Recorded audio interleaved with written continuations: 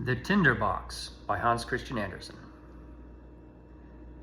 There came a soldier marching along the high road. 1, 2, 1, 2. He had his knapsack on his back and a saber by his side, for he had been in the wars, and now he wanted to go home. And on the way, he met with an old witch. She was very hideous, and her underlip hung down upon her breast. She said, "Good evening, soldier. What a fine sword you have, and what a big knapsack. You're a proper soldier. Now you shall have as much money as you like to have." "I thank you, you old witch," said the soldier. "Do you see that great tree?" quoth the witch, and she pointed to a tree which stood beside them. "It's quite hollow inside. You must climb to the top, and then you'll see a hole, through which you can let yourself down and get deep into the tree. I'll tie a rope round your body so that I can haul you up again when you call me." "What am I to do down in the tree?" asked the soldier. "Get money," replied the witch. "Listen to me. When you come down to the earth under the tree, you will find yourself in a great hall. It is quite light, for many hundred lamps are burning there. Then you will see 3 doors. These you can open, for the keys are in the locks. If you go into the first chamber, you'll see a great chest in the middle of the floor. On this chest sits a dog, and he's got a pair of eyes as big as 2 teacups. But you need not care for that. I'll give you my blue checked apron, and you can spread it upon the floor, and then go up quickly and take the dog and set him upon my apron, and then open the chest, take as many farthings as you like. They are of copper. If you prefer silver, you must go into the second chamber. But there sits a dog with a pair of eyes as big as mill wheels. But do you not care for that? Set him upon my apron and take some of the money. And if you want gold, you can have that too. In fact, as much as you can carry, if you go into the third chamber. But the dog that sits on the money chest there has 2 eyes as big as the round tower of Copenhagen. He is a fierce dog, you may be sure, but you needn't be afraid, for all that only set him on my apron, and he won't hurt you. And take out of the chest as much gold as you like." "Well, that's not so bad," said the soldier, "but what am I to give you, you old witch? For you will not do it for nothing, I fancy." "No," replied the witch, "not a single farthing will I have. You shall only bring me an old tinder box which my grandmother forgot when she was down there last." "Then tie the rope round my body," cried the soldier. "Here it is," said the witch, "and here is my blue checked apron." Then the soldier climbed into the tree, let himself slip down into the hole, and stood, as the witch had said, in the great hall where the many hundred lamps were burning. Now he opened the first door. Oh! There sat the dog with eyes as big as teacups, staring at him. "Oh, you're a nice fellow," exclaimed the soldier, and he set him upon the witch's apron, and took as many copper farthings in as his pockets would hold, and then locked the chest, set the dog on it again, and went into the second chamber. Aha! There sat the dog with eyes as big as mill wheels. "You should not stare so hard at me," said the soldier. "You might strain your eyes." And he set the dog upon the witch's apron. When he saw the silver money in the chest, he threw away all the copper money he had, and filled his pockets and his knapsack with silver only. Then he went into the third chamber. Oh, that was horrid. The dog there really had eyes as big as the round tower, and they turned round and round in his head like wheels. "Oh, good evening," said the soldier, and he touched his cap, for he had never seen such a dog as that before. When he had looked at him a little more closely, he thought, that will do, and lifted him down to the floor and opened the chest. Mercy, what a quantity of gold was there! He could buy with it the whole of Copenhagen, and the sugar pigs of the cake woman, and all the tin soldiers, whips, and rocking horses in the whole world. Yes, that was a quantity of money. Now the soldier threw away all the silver coin with which he had filled his pockets in his knapsack, and took gold instead. Yes, all his pockets, his knapsack, his boots, and his cap were filled, so that he could scarcely walk. Now indeed he had plenty of money. He put the dog on the chest, shut the door, and then called up through the tree, "Now pull me up, you old witch!" "Have you the tinder box?" asked the witch. "Oh, plague on it," exclaimed the soldier. "I had clean forgotten that." And he went and brought it. The witch drew him up, and he stood on the high road again with pockets, boots, knapsack, and cap full of gold. "What are you going to do with the tinder box?" asked the soldier. "Oh, that's nothing to you," retorted the witch. "You've had your money, now just give me the tinder box." "Nonsense," said the soldier. "Tell me directly what you're going to do with it, or I'll draw my sword and cut off your head." "No!" cried the witch. So the soldier cut off her head. There she lay. But he tied up all his money in her apron and took it on his back like a bundle, put the tinder box in his pocket, and went straight off toward the town. That was a splendid town. He put up at the very best inn, asked for the finest rooms, and ordered his favorite dishes, for now he was rich, having got so much money. The servant who had to clean his boots certainly thought them a remarkably old pair for such a rich gentleman, but he had not bought any new ones yet. The next day, he procured proper boots and handsome clothes. Now our soldier had become a fine gentleman, and the people told him of all the splendid things which were in their city, and about the king, and what a pretty princess the king's daughter was. "Where can one go to get to see her?" asked the soldier. "She's not to be seen at all," said they all together. "She lives in a great copper castle with a great many walls and towers round about it. No one but the king may go in and out there, for it has been prophesied that she shall marry a common soldier, and the king can't bear that." "I should like to see her," thought the soldier, but he could not get leave to do so. Now he lived merrily, went to the theater, drove in the king's garden, and gave much money to the poor, and this was very kind of him, for he knew from old times how hard it is when one has not a shilling. Now he was rich, had fine clothes, and gained many friends, who all said he was a rare one, a true cavalier, and that pleased the soldier well. But as he spent money every day, and never earned any, he had at last only 2 shillings left, and he was obliged to turn out of the fine rooms in which he had dwelt, and had to live in a little garret under the roof, and clean his boots for himself, and mend them with a darning needle. None of his friends came to see him, for there were too many stairs to climb.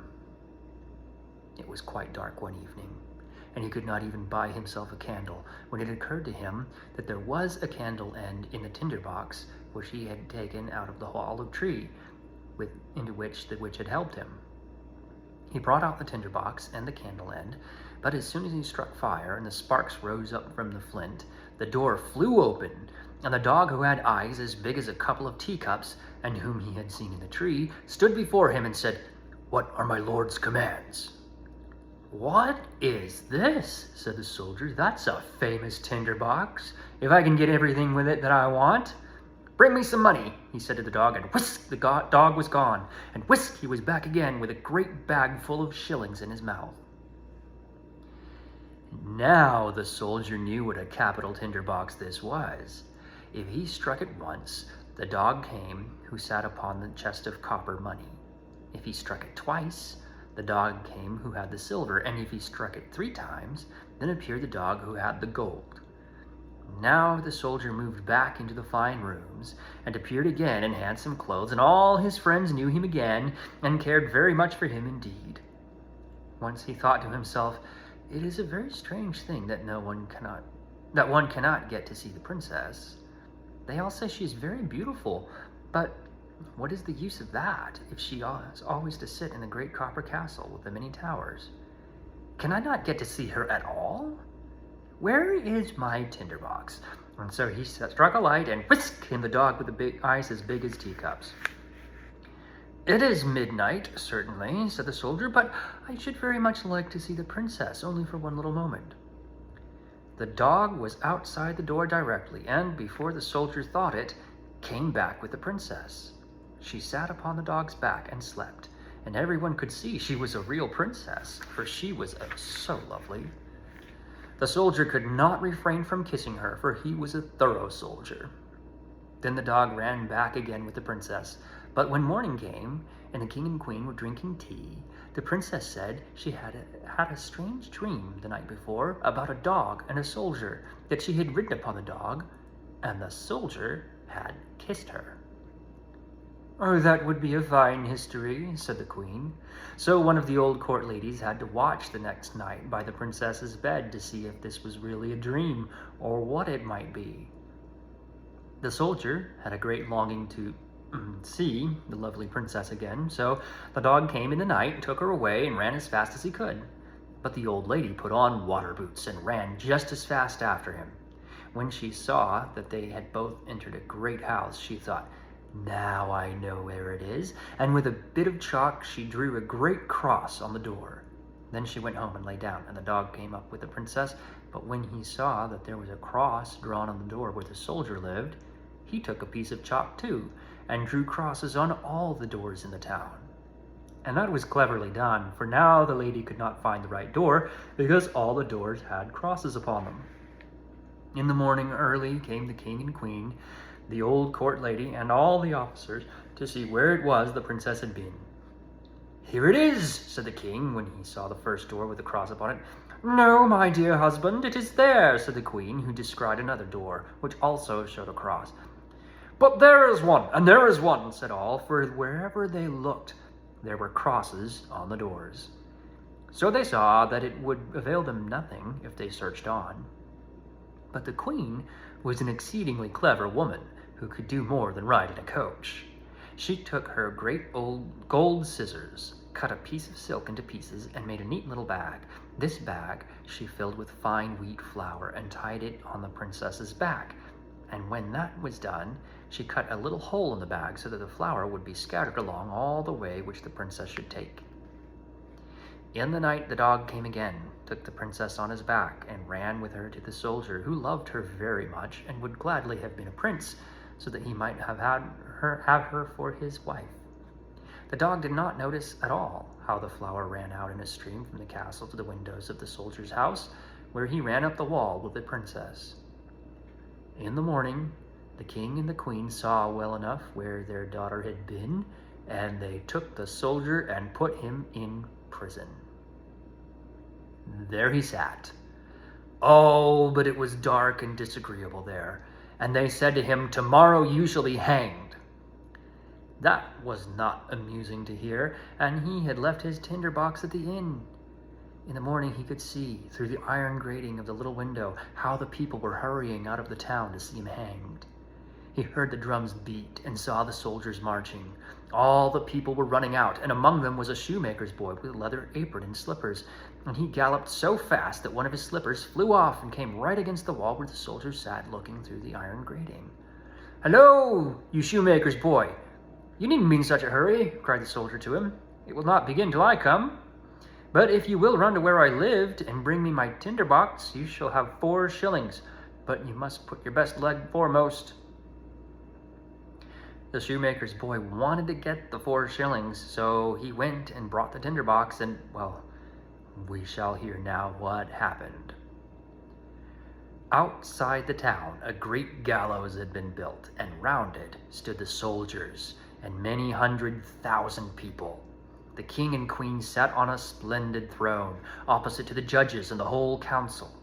The soldier already stood upon the ladder, but as they were about to put the rope round his neck, he said that before a poor criminal suffered his punishment, an innocent request was always granted to him. He wanted very much to smoke a pipe of tobacco, and it would be the last pipe he should smoke in the whole world. The king would not say no to this, so the soldier took his tinder box and struck fire. 1, 2, 3, and there suddenly stood all the dogs, the one with eyes as big as teacups, the one with eyes as large as mill wheels, and the one whose eyes were as big as the round tower. "Help me now, so that I may not be hanged," said the soldier, and the dogs fell upon the judge and all the council, seized one by the leg and another by the nose, and tossed them all many feet into the air, so that they fell down and were broken to pieces. "I won't!" cried the king, but the biggest dog took him and the queen and threw them after the others. Then the soldiers were afraid, and the people cried, "Little soldier, you shall be our king and marry the beautiful princess." So they put the soldier into the king's coach, and all the 3 dogs danced in front and cried, "Hurrah!" And the boys whistled through their fingers, and the soldiers presented arms. The princess came out of the copper castle and became queen, and she liked that well enough. And the wedding lasted a week, and the 3 dogs sat at the table too, and opened their eyes wider than ever at all they saw. The end.